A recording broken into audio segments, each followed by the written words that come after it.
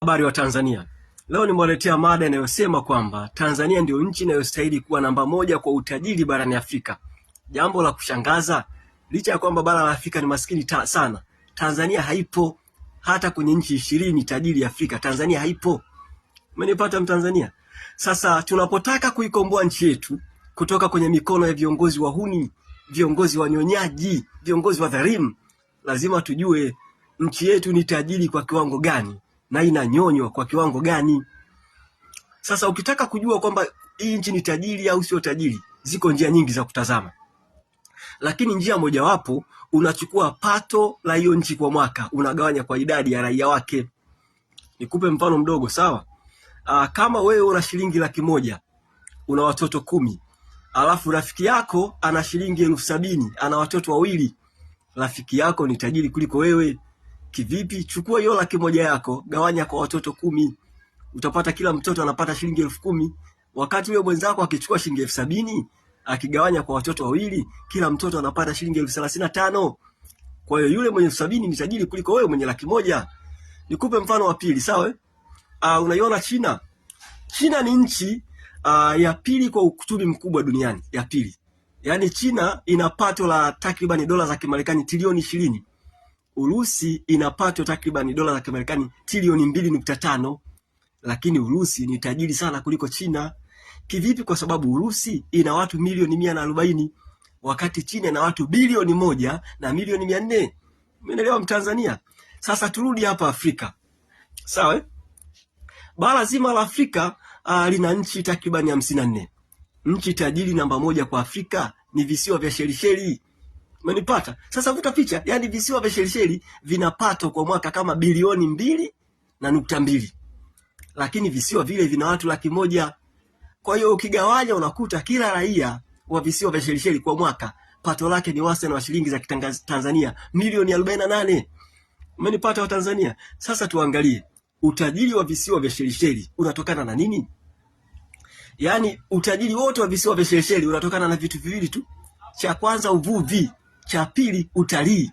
Yaani viongozi bora wa visiwa vya Shelisheli wameweza kuwekeza kwenye meli za kisasa za uvuvi. Wanavua samaki wengi, wanauza samaki wakubwa Ulaya. Wamewekeza pia kwenye utalii. Kivipi? Yaani wale jamaa wana fukwe, bichi nzuri. Wamedesign fukwe nzuri, safi, vivuli vizuri, maeneo mazuri ya kupigia picha. Wamewekeza kwenye apartment za watalii.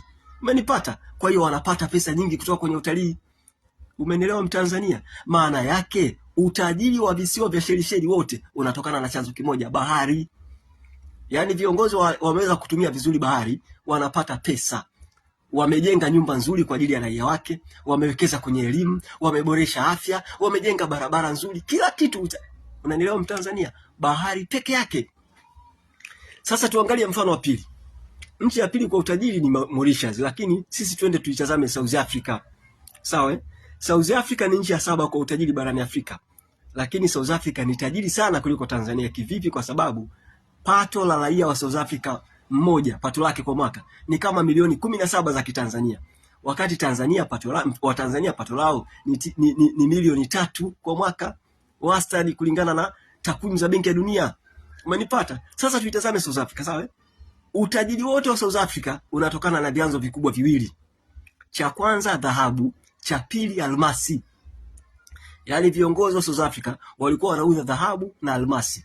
Sawa? Wanawekeza kwenye real estate, wanajenga nyumba nzuri kwa ajili ya raia wake. Wanauza almasi na dhahabu, wanawekeza kwenye automotive industries. South Africa wana viwanda, wanatengeneza magari, pikipiki, baiskeli, kwa kifupi vyombo vya moto, sawa? Wanapata pesa, wanawekeza kwenye tunaita viwanda vya chuma, wanawekeza kwenye bandari, wanawekeza kwenye mabenki, financial sector. Umenipata? Kwa hiyo kwa kifupi utajiri wote wa South Africa unatokana na dhahabu na almasi. Umenipata Mtanzania? Sasa kwa nini mimi nasema Tanzania ni tajiri kuliko South Africa? Nitakupa mfano. Unaiona Tanzania? Kwanza Tanzania kuna madini ambayo South Africa hakuna. Tanzania kuna ruby, Tanzania kuna tanzanite. Pili, Tanzania kuna madini mengi, varieties of minerals ambayo South Africa hakuna. Yaani unaiona Tanzania, sawa? Kuna nikeli, kuna kopa, makaa ya mawe, uranium nyingi kuliko South Africa. Umenipata Mtanzania? Sasa mfano wa tatu, unaiona South Africa. South Africa kuna majangwa matatu. South Africa kuna majangwa, asiongope mtu. Yaani South Africa kuna jangwa la Kalahari, kuna jangwa la Karoo, kuna jangwa linaitwa Namibi. Area covered by desert in South Africa ni zaidi ya kilomita za mraba 700,000. Sehemu kubwa sana South Africa kuna majangwa. Unaelewa maana ya jangwa? Maana yake maeneo hayalimiki, kuna ukame. Unaiona Tanzania? Tanzania ina maji mengi kuliko South Africa. Tanzania ina ardhi nzuri ya kilimo kuliko South Africa. Umenipata? Tanzania inazalisha gesi, South Africa hawana. Yaani South Africa wananunua gesi kutoka Tanzania. Haya, nikuulize, kwa nini South Africa wawe tajiri kuliko Tanzania? Umenipata? Haya, unaiona Kenya? Kenya pia ni tajiri kuliko Tanzania. Yaani pato la Mkenya mmoja kwa mwaka ni kama pesa za Kitanzania milioni 6, wakati sisi Tanzania ni milioni 3. Utajiri wa Kenya unatokana na vitu vikubwa vinne. Kwanza, kilimo cha chai, kahawa, utalii na viwanda. Umenipata? Kenya hawana madini kuliko Tanzania. Kenya hawana ardhi nzuri ya kilimo kuliko Tanzania. Kenya kuna ukame. Kama ulikuwa hujui, Kenya kuna majangwa 4 ndani ya Kenya. Majangwa 4. Yaani area covered by desert in Kenya ni zaidi ya kilomita za mraba 120,000. Sasa Kenya wanakuwaje matajiri kuliko sisi? Kenya hawana mlima Kilimanjaro, hawana ardhi nzuri ya kilimo. Sisi Tanzania tuna kipande kikubwa cha bahari kuliko Kenya. Umenielewa? Lakini Kenya ni tajiri kuliko Tanzania. Nikupe mfano wa tatu. Unaziona zile nchi za kaskazini mwa Afrika, nchi kama Algeria, Tunisia, Morocco, Misri, Libya, hizo nchi zote ni tajiri sana kuliko Tanzania. Jambo la kushangaza, hizo nchi 90% ni jangwa. Unaelewa maana ya jangwa? Hawana ardhi ya kilimo, vyakula vyenyewe wananunua. Maji yenyewe ya kunywa wanachukua maji ya bahari au wanachimba visima. Umenipata? Hizo nchi hazikaliki.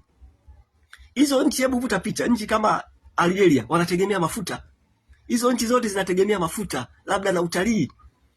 Sasa nikuulize, nchi kama hizo zinawezaje kuwa tajiri kuliko Tanzania? Kivipi? Umenipata? Ukija kuchunguza utakuja kugundua hakuna nchi tajiri kama Tanzania Afrika, haipo. Mwingine anaweza akasema Kongo. Unaiona Kongo? Tanzania ni tajiri kuliko Kongo kivipi? Nikupe mfano mdogo. Kwanza, ni kweli Kongo ni kubwa kuliko Tanzania, kwa maana Tanzania inaingia mara 2 kwa Kongo. Lakini pia Kongo na madini mengi kuliko Tanzania. Lakini sawa, Tanzania ina maji mengi. Yaani maji ambayo yako Tanzania ni mara 2 ya maji ya Kongo. Hilo la kwanza. La pili, Tanzania kuna bahari. Kongo hawana bahari. Ukiwa na bahari, wewe ni rafiki wa dunia. Unaweza kufanya biashara dunia nzima. Kongo hawana bahari. Kwa hiyo for that factor only, Tanzania ni tajiri kuliko Kongo. Umeelewa Mtanzania? Kwa hiyo utakuja kugundua ukifanya utafiti, hakuna nchi tajiri katika bara zima la Afrika kama Tanzania, hakuna. Sasa kwa nini Tanzania ni maskini? Nikupe mifano michache, sawa? Tanzania ina almasi. Yaani almasi kwa kifupi, almasi ina bei au it is very expensive kuliko gold. Umenipata? Lakini almasi ya Tanzania 70% ya mapato ya almasi anayachukua mtu huyu anaitwa Rostam Aziz. Yaani Rostam ndio anachukua 70% ya mapato ya almasi ya Tanzania. Kivipi? Umenipata? Yaani pesa ambazo zitakiwa ziwanufaisha Tanzania wote anazichukua mtu mmoja. Sasa ukienda kwenye madini huko mengine ndo utashangaa. Yaani mikataba mingi ya madini Tanzania wanaokula ni viongozi. Watanzania wanabaki maskini. Ndio maana anakuambia Mtanzania wanaoifukarisha nchi ya Tanzania ni viongozi. Yaani utajiri wa nchi upo kwenye mifuko ya viongozi. Umenipata? Nikupe mfano wa tatu. Unaona labda hata gesi, sisi tuna gesi. Nenda gesi. Rostam ndio anauza gesi South Africa. Umenipata? Yaani Tanzania ni vituko. Haya, unaona labda nije kwenye sekta ya mawasiliano.